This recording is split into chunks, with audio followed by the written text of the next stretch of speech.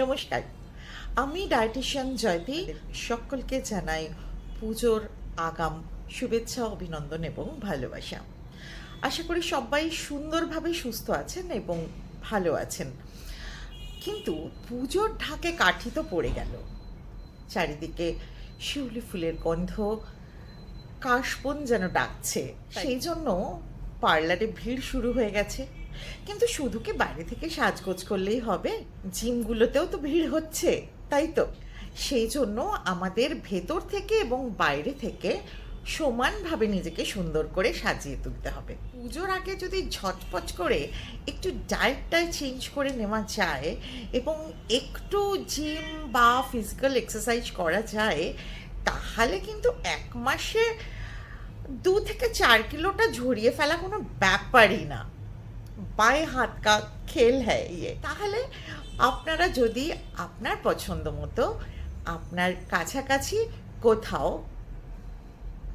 কোনো ডায়েটিশিয়ান বা নিউট্রিশনিস্টের সঙ্গে কন্ট্যাক্ট করে তার পরামর্শ মতো এই 1 মাস একটু চেপে ডায়েট করেন এবং ফিজিক্যাল এক্সারসাইজ করেন, তাহলে কিন্তু আপনারা 2 থেকে 4 কিলো অনায়াসে জড়িয়ে ফেলবেন। তার ফলে কি হবে জানেন তো?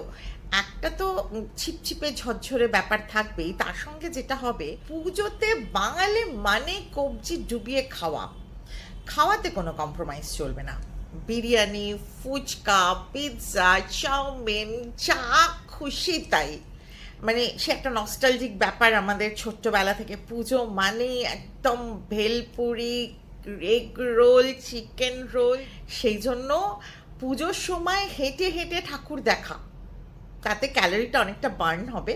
এবং যেহেতু একটা আমাদের বেশিরভাগ মানুষজনের থাকে রাত জেগে ঠাকুর দেখা, তো সেই জন্য দিনের বেলাটা চেষ্টা করবেন যতটা সম্ভব একটু ঘুমিয়ে নেওয়া, এবং মানে বিউটি স্লিপের থেকে একটু বেশি আর কি আমি বলবো। তাহলে সেখানে ঘুমটা হয়ে গেল। ঘুমের সাথে সাথে যেটা করবেন, একটা বেলা একটু পেটটাকে রেস্ট দেবেন।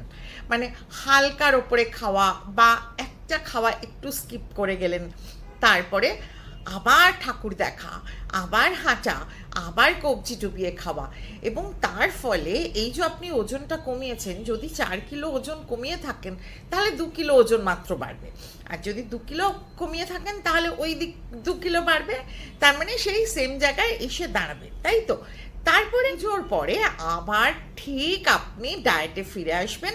এবং ওই যে বললাম, আপনার পছন্দ মতো আপনার কনভিনিয়েন্ট জায়গায় আপনি পৌঁছে যান কোনো একজন ডায়েটিশিয়ান বা নিউট্রিশনিস্টের কাছে, যেখানে গিয়ে আপনি আপনার পছন্দের মতো কাস্টমাইজ ডায়েট চার্ট বানাতে পারবেন, লাইফস্টাইল চেঞ্জ করতে পারবেন, এবং তার ফলে আপনি আবার সুন্দর সুস্থ জীবনে ফিরে আসতে পারবেন। এবং আরেকটা জিনিস যেটা করবেন, অবশ্যই যদি দিনের বেলা ঠাকুর দেখতে বেরোন, ওআরএস সাথে নিয়ে বেরোবেন, যাতে আপনি ধরে নিন যে আপনি ঘরেও বানিয়ে নিতে পারেন, যেটা আমরা খাই। ধরুন 1 লিটার জল, তাতে 1 চামচ চিনি আর তার সঙ্গে 1 চিমটে নুন, এটা মিশিয়ে নিয়ে আপনি বেরিয়ে পড়ুন।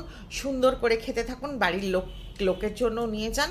এবং রাত্রেও যদি বেরোন, আমি বলবো যে একটা তো গরম গরম ব্যাপার থাকে, তো জলটা ক্যারি করাটা দরকার, এবং পরিমাণ মতো জল খেতে থাকুন। যদি দেখেন ঘাম বেশি হচ্ছে তাহলে জলের পরিমাণটা বাড়িয়ে দেবেন, আর যদি দেখেন যে না সেরকম ঘাম হচ্ছে না, তাহলে ঠিক আছে, পরিমাণ মতো আপনি জল খান। একেবারে অনেক অনেক জল খেতে হবে ব্যাপারটা এরকম না। ডাবের জল খাওয়ার চেষ্টা করবেন, কোল্ড ড্রিঙ্কস তো রইলই, ডাবের জল খাওয়ার চেষ্টা করবেন, তার সঙ্গে একটু লস্যি খাওয়ার চেষ্টা করবেন, তার সঙ্গে ওআরএস। এটা আমার ব্যক্তিগত ধারণা। সেটা হচ্ছে চোখের সামনে যে রান্নাটা হচ্ছে, গরম গরম যে রান্নাটা হচ্ছে, সেটা খাওয়ার চেষ্টা করবেন। কারণ রেস্টুরেন্টের মধ্যে কি চলছে আপনি তো জানেন না, কিন্তু চোখের সামনে ফুটের ওপর স্টল করে যে দোকানগুলো, সেগুলোতে কিন্তু চোখের সামনে আপনাকে রান্না করে দিচ্ছে। মনের খুশিতে জয় মা দুর্গা বলুন।